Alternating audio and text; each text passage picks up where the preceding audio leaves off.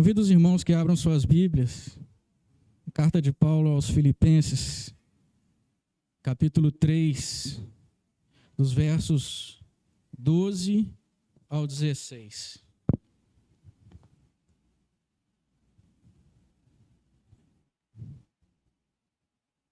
Carta de Paulo aos Filipenses, capítulo 3. Vamos estar meditando nessa noite nos versículos de 12 a 16.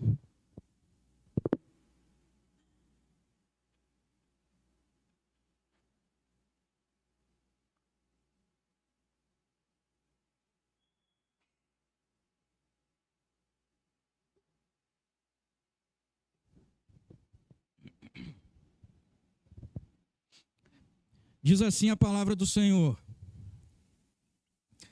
não que eu o tenha já recebido, ou tenha já obtido a perfeição, mas prossigo para conquistar aquilo para o que também fui conquistado por Cristo Jesus. Irmãos, quanto a mim, não julgo havê-lo alcançado, mas uma coisa faço, esquecendo-me das coisas que para trás ficam e avançando para as que diante de mim estão, prossigo para o alvo, para o prêmio da soberana vocação de Deus em Cristo Jesus. Todos, pois, que somos perfeitos, tenhamos esse sentimento. E se porventura pensais de outro modo, também isto Deus vos esclarecerá. Todavia, andemos de acordo com o que já alcançamos. Palavra do Senhor. Há alguns dias atrás, numa aula no seminário, estávamos assistindo um professor que é teólogo e é um erudito, também músico de formação, e ele estava comentando acerca da decadência da sociedade brasileira do último século para cá. E essa decadência, observava ele, ocorreu em vários aspectos.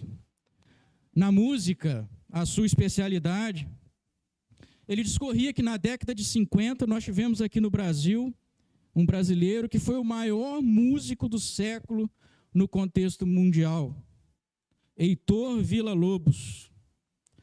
Além dele, ele também citou figuras eminentes como Pixinguinha e Radamés Gnatali.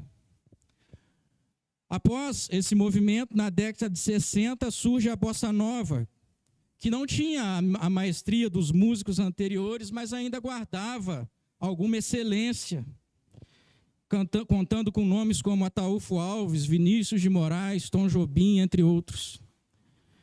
Mas após isso, a coisa começou a degringolar. No final da década de 60, surge a Tropicália, que, segundo ele, o especialista, nem de longe tinha a excelência daqueles anteriores, aqui já citados, e a Tropicália contava com nomes como Caetano Veloso e Gilberto Gil.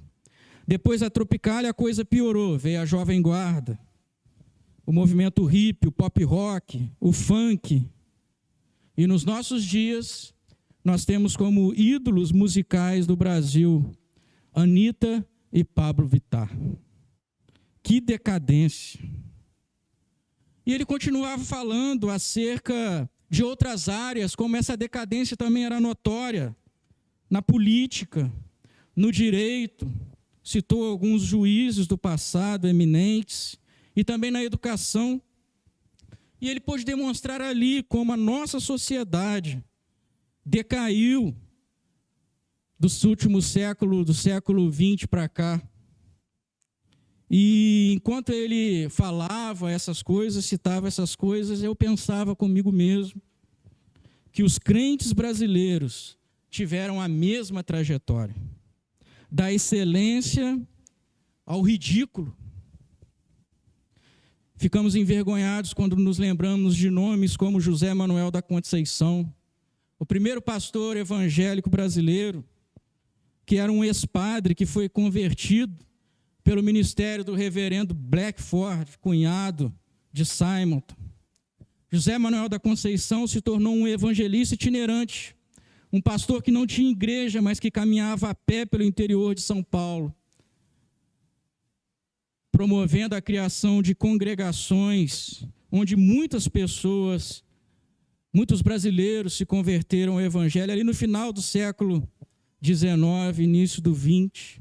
Foi perseguido pelos católicos romanos, sofreu várias agressões físicas e morreu aqui no Rio de Janeiro, em consequência das agressões físicas que ele sofreu por conta dos seus perseguidores. Já os crentes de hoje seguem ridiculamente pregadores mirins que não falam nada com nada. Frequentemente somos lembrados de como os crentes das gerações anteriores a nós eram mais excelentes do que nós. E a gente se pergunta o porquê disso. Por que essa decadência também entre os crentes? E a resposta é: porque nós nos acostumamos com a mediocridade. Nos acostumamos com a mediocridade. Nos acostumamos com mais ou menos, com um jeitinho. No entanto, meus irmãos, o chamado bíblico para nós não é o da mediocridade. O chamado bíblico para nós é o da perfeição, é o da excelência. E o apóstolo Paulo mostra isso para nós aqui nesse texto. Após descrever o quanto o conhecimento de Cristo foi significativo na sua vida, se a gente observar aqui os versos anteriores, ele vai falar sobre isso, de como outrora ele era um perseguidor da igreja, blasfemo, e havia encontrado Cristo, e por conta de Cristo, havia abandonado tudo pela fé nele. E ele esclarece, então, a partir de então, qual foi o grande alvo da sua vida. E o texto deixa claro para nós que o grande alvo da vida de Paulo era a perfeição, a excelência. Ele deixa claro que ainda não alcançara a perfeição, mas que essa era a sua busca incessante. Versículo 12: não que eu o tenha já recebido, ou tenha já obtido a perfeição, mas prossigo para conquistar aquilo para o que também fui conquistado por Cristo Jesus. E para o que o apóstolo foi conquistado por Cristo Jesus? Para se tornar na imagem do Filho de Deus, o perfeito, o excelente. Deus nos predestinou para sermos conformes à imagem do seu Filho, o perfeito. Este era o alvo da vida do apóstolo Paulo. E ele continua dizendo: irmãos, quanto a mim, não julgo havê-lo alcançado, mas uma coisa eu faço, esquecendo-me das coisas que para trás ficam, e avançando para as que diante de mim estão, prossigo para o alvo, para o prêmio da soberana vocação de Deus em Cristo Jesus. Este era o alvo do apóstolo Paulo. Mas infelizmente não tem sido o alvo da maioria dos crentes dessa geração. Paulo deixou tudo de lado. Ele deixou de lado as coisas que para trás ficam, de como era um perseguidor de Cristo, e de como perseguia a igreja. E agora diz ele que prossegue para um novo alvo. E este novo alvo são as coisas do céu, as coisas excelentes. Esse é o prêmio da soberana vocação. Este era o alvo de Paulo. O alvo dele era a perfeição. Eu prossigo para lá. Esse é o meu caminho. E este alvo da perfeição para Paulo era tão real, que para ele já era um perfeito. Observe o verso 15, parte A. Todos, pois, que somos perfeitos, tenhamos esse sentimento. A bênção escatológica, a bênção futura da perfeição, da excelência do céu, já está presente na vida do crente hoje, de maneira que aqueles que nasceram de novo já são considerados perfeitos. A gente observa nesse texto a tensão do já e do ainda não. Essa tensão está presente nesse texto de maneira clara. Nos versos 12 e 13, temos o ainda não. Paulo diz que ainda não alcançou a perfeição. Paulo diz que ainda está nessa busca, que esse é o alvo da sua vida, a perfeição. E no verso 15, ele diz: todos nós que somos perfeitos. Aqui está o já. De uma maneira maravilhosa, ele já desfrutava da perfeição, da excelência do céu. Todos os que estão em Cristo são perfeitos por essa perspectiva. E ele conclama aos seus ouvintes: todos que somos perfeitos, tenhamos este sentimento, versículo 15, parte A. E que sentimento é esse? É o sentimento de prosseguir para o alvo, de prosseguir para a perfeição, para a excelência. Este é o nosso chamado. Somos chamados ao caminho da perfeição em todas as áreas da vida. Por isso precisamos deixar o caminho da mediocridade para trás, o caminho do mais ou menos, a fim de nos tornarmos perfeitos, porque esse é o nosso chamado. E em primeiro lugar, meus irmãos, a Bíblia deixa clara para nós que nós precisamos ser perfeitos em matéria de santidade. A Bíblia está repleta de chamados à excelência com respeito à nossa santificação. A Abraão Deus disse: eu sou o Deus Todo-Poderoso, anda na minha presença e ser perfeito. Isso está claro na Bíblia. O próprio apóstolo Paulo orou pelos filipenses no capítulo 1 da sua carta, para que eles aprovassem as coisas excelentes e fossem sinceros e inculpáveis para o dia de Cristo. Tiago nos admoesta dizendo: porque todos tropeçamos em muitas coisas. Se alguém não tropeça no falar, é perfeito varão, capaz de refrear também todo o corpo. É perfeito varão. Após dedicar o templo ao Senhor, Salomão conclamou o povo de Israel com as seguintes palavras: seja perfeito o vosso coração para com o Senhor nosso Deus, para andardes nos seus estatutos e guardardes os seus mandamentos, como hoje o fazeis. Seja perfeito o vosso coração. Por fim, o próprio Senhor nos admoesta: sede perfeitos, como perfeito também o é o vosso Pai Celeste. Esse é o nosso caminho, essa é a nossa vocação, sermos perfeitos. As Escrituras estão sempre nos chamando à perfeição, mas parece que preferimos não ouvir. E dessas gerações passadas para cá, observamos esse decaimento do nível dos crentes. Damos sempre mais valor ao fato de ainda sermos pecadores do que à verdade de que somos nova criatura. Meus irmãos, depois que inventaram mais ou menos, o excelente foi riscado da nossa agenda. Para os crentes de nossa geração, por exemplo, a relação sexual antes do casamento não é mais considerado pecado. O adultério se tornou apenas o ato em si, mas o olhar impuro deixou de ser pecado. A quantidade de crentes hoje viciados em jogos de azar é enorme. E outros estão viciados em pornografia. Que tristeza. Que ponto chegamos. Que decadência, parece ser o fundo do poço.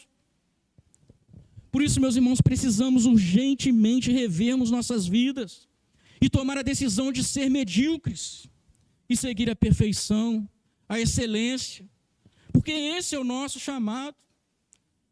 Fazer como o apóstolo Paulo, esquecermos os pecados que ficaram para trás e prosseguir para o alvo, para o prêmio da soberana vocação que Cristo conquistou para nós, e essa vocação é a de sermos perfeitos. Seguimos para perfeito, para Cristo, para o céu. Se você é um crente verdadeiro, tome essa decisão nessa noite. Mas além de não vivermos na busca da perfeição, na matéria de santidade, essa geração de crentes dos nossos dias também não tem sido excelente na vocação comum, como profissionais. Estamos cansados de ouvir que os crentes das gerações passadas eram os melhores profissionais, enquanto que os crentes de hoje são os piores. Que vergonha, meus irmãos. Os crentes no passado contribuíam com suas empresas, além das suas atribuições, não faltavam serviço, não chegavam atrasados, eram exemplos. Muito diferente dos profissionais crentes dos nossos dias, e eu falo aqui de maneira geral, é claro, que muitas vezes não cumprem com suas atribuições, não são responsáveis, são roubadores, fraudam seus patrões com atestados falsos.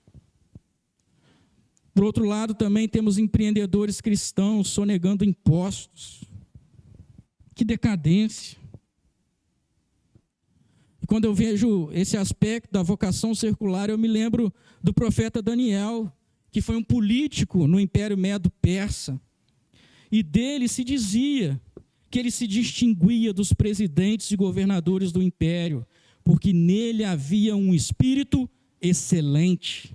E o rei pensava em estabelecê-lo sobre todo o império. Que exemplo de profissional. Meus irmãos, precisamos rever as nossas vidas. Precisamos ser excelentes nas nossas profissões, buscarmos o caminho da perfeição. Esse é o nosso chamado.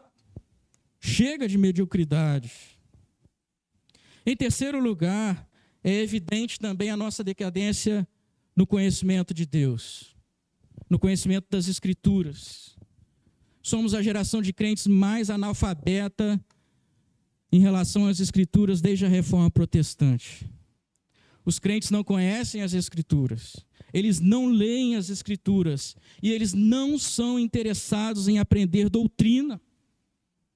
E por isso são levados por todo o vento de doutrina, a ponto de ouvirem pregadores loucos, como esse pregador mirim que apareceu há pouco tempo por aí. Como a geração de crentes anteriores a nós eram também melhores nesse quesito, como conheciam a Bíblia, como liam a Bíblia, como decoravam porções inteiras da Bíblia. Que decadência nós temos hoje em dia, com respeito também ao conhecimento das Escrituras. Por isso o apóstolo Paulo admoestou a Timóteo e nos admoesta a nós hoje: toda a Escritura é inspirada por Deus e útil para o ensino, para a repreensão, para a correção, para a educação na justiça, a fim de que o homem de Deus seja perfeito e perfeitamente habilitado para toda boa obra. 2 Timóteo 3,17, para que todo homem de Deus seja perfeito e perfeitamente habilitado para toda boa obra. Percebem, meus irmãos, que a todo tempo a Bíblia tem nos chamado à perfeição? Precisamos voltar ao caminho da perfeição, e isso é urgente. Mas diante desse quadro terrível, a gente precisa se perguntar o que precisamos fazer para mudar isso. Qual é o caminho da perfeição? Será que o caminho da perfeição é andar com uma caderneta escrito o que eu devo ou o que eu não devo fazer? Será que é assim que vamos trilhar o caminho da perfeição? E a resposta a esse questionamento é negativa. Não, não é assim. Assim só vamos descobrir o quão piores nós somos. Meus irmãos, o caminho da perfeição é o caminho da cruz de Cristo. O caminho da perfeição é o caminho da cruz de Cristo. Foi pela cruz que o apóstolo Paulo foi conquistado por Cristo. Como nos é dito no versículo 12, Cristo morreu na cruz por nós, para remover de nós os nossos pecados, para remover de nós a nossa decadência. Meus irmãos, a morte de Cristo na cruz não significa somente o nosso perdão, mas significa que Ele levou sobre Ele os nossos pecados, de maneira que os pecados não estão mais sobre nós, mas misticamente eles foram lançados sobre Cristo, e por isso foram retirados de nós. Ele é o Cordeiro de Deus, que tira o pecado do mundo. É de Cristo e de sua cruz que vem poder e graça para a nossa santificação. Aí está o caminho da excelência. Não no moralismo barato de que pode ou que não pode, mas é em Cristo, é na cruz de Cristo, porque Ele levou sobre Ele os nossos pecados, retirando-os de nós. E então, meus irmãos, o caminho da perfeição está aberto. O caminho da perfeição e da excelência estão escancarados diante de nós, os que cremos nele, porque Ele retirou de nós o que nos impedia. Ele retirou os nossos pecados, de maneira misteriosa, eles foram retirados de nós. É possível, então, seguir o caminho da perfeição. É possível seguir o caminho da excelência, porque Cristo o abriu. Nossos pecados, imperfeições e mediocridades foram encravados na cruz. O alvo, então, já pode ser visto. O alvo da perfeição já pode ser visto. Existe um caminho feito, e esse caminho é o caminho da cruz. É o caminho que pode nos dirigir à perfeição e à excelência. Cantamos aqui, ainda há pouco, a respeito da cruz, de como pela cruz nós fomos alcançados por essa graça maravilhosa. E agora o nosso caminho é o caminho da cruz, como diz a canção. Eu olho para a cruz e para a cruz eu vou, porque nela tem graça e luz para a minha santificação, para a minha perfeição. O alvo é visível, como se já tivesse ali um alvo com uma mosca no meio, onde já nós podemos nos projetar à perfeição, porque Cristo abriu esse caminho. É claro que esse milagre da remoção dos nossos pecados pela cruz de Cristo é aplicado a nós também na dinâmica do já e do ainda não. Ele já tirou o pecado de nós, mas ainda não plenamente. Sabemos que o perfeito, a perfeição virá no novo céu e nova terra. Contudo, meus irmãos, já é possível experimentá-lo, já é possível degustá-lo. O caminho já está aberto rumo ao alvo da perfeição, e é este alvo que o apóstolo Paulo decidiu trilhar, e que nós também somos chamados a trilhar. Não que eu tenha já recebido ou tenha já obtido a perfeição, mas prossigo para conquistar aquilo para o que também fui conquistado por Cristo Jesus. Irmãos, quanto a mim, não julgo havê-lo alcançado, mas uma coisa eu faço, esquecendo-me das coisas que para trás ficam e avançando para as que diante de mim estão, prossigo para o alvo, para o prêmio da soberana vocação de Deus em Cristo Jesus. Todos, pois, que somos perfeitos, tenhamos esse sentimento. Aqueles que estão trilhando esse caminho, aqueles que estão prosseguindo esse alvo, já são reconhecidos como perfeitos. Eles já foram transformados. O poder escatológico do novo céu e nova terra, de uma forma maravilhosa, já é trazida do futuro para o presente e aplicado a nós, de maneira que nós já temos dentro de nós a perfeição. Este era o alvo do apóstolo Paulo. Por isso, meus irmãos, chega de nos contentarmos com a mediocridade. Rumamos para o que é perfeito. Esse é o nosso chamado, esse é o nosso caminho. Esse deve ser o alvo de todos nós, até que todos cheguemos à unidade da fé e do pleno conhecimento do Filho de Deus, até que cheguemos à perfeita varonilidade, à medida da estatura de Cristo. Esse é o nosso caminho, nos tornarmos na estatura de Cristo, a perfeita varonilidade, a sermos perfeitos varões, como Cristo é. Esse é o nosso caminho. Não podemos nos contentar com coisas medíocres. Semana passada, nós perdemos um homem excelente. Deus levou o irmão juvenil para a perfeição plena. E um vácuo ficou na igreja, ficou na nossa comunidade. E a pergunta é: quem serão os homens perfeitos e excelentes que suprirão esse vácuo? Esse é o chamado de Deus para as nossas vidas, sermos perfeitos, excelentes, é a nossa vocação. Há alguns anos atrás ainda, Deus levou a irmã Elienay para a perfeição plena, uma mulher excelente. E ficamos aqui como num vácuo. Quem serão as mulheres perfeitas e excelentes que irão substituí-las?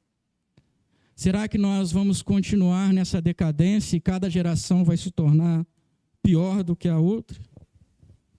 Esse não é o nosso chamado, meus irmãos.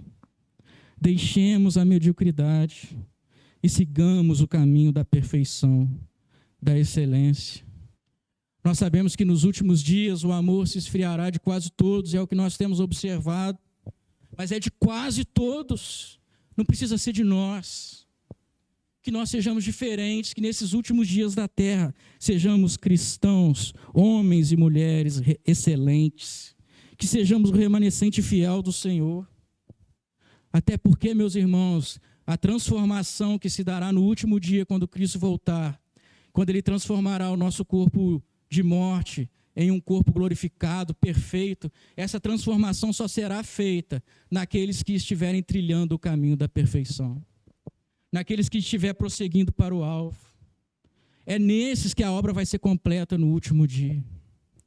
Por isso, o desafio do Senhor para nós nessa noite é que nós abandonemos a mediocridade e coloquemos metas nas nossas vidas, metas de ser perfeitos, cristãos excelentes, que de fato honrem o nome de Cristo na igreja e fora dela. E que rompamos, de uma vez por todas, com essa decadência, geração após geração, que nós estamos vivendo. Não vamos acabar de maneira geral. O mundo, de fato, jaz para a destruição, mas isso não precisa acontecer com a gente. Que nós sejamos cristãos, homens e mulheres excelentes, no último dia. E se nessa noite você está aqui e nunca pensou a respeito sobre essas coisas, nunca ouviu falar a respeito da cruz de Cristo, essa é a oportunidade de você também tomar essa decisão, de se tornar um cristão, um homem e uma mulher excelente, no meio dessa geração corrupta, degenerada e perdida. Qual é o caminho? O caminho é o caminho da cruz. Não é um caminho legalista, moralista, mas é o caminho da cruz, onde os nossos pecados foram de uma vez por todas arrancados de nós e lançados sobre o Filho de Deus. Por isso, olhe para a cruz.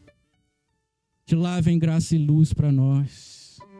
Eu gostaria de convidar, se possível, o Ministério de Louvor, para que nós cantemos mais uma vez essa canção, pensando nessas coisas, pensando na palavra de Deus, desse caminho proposto diante de nós. Que você coloque esse alvo na sua vida, de ser um cristão excelente. Que Deus...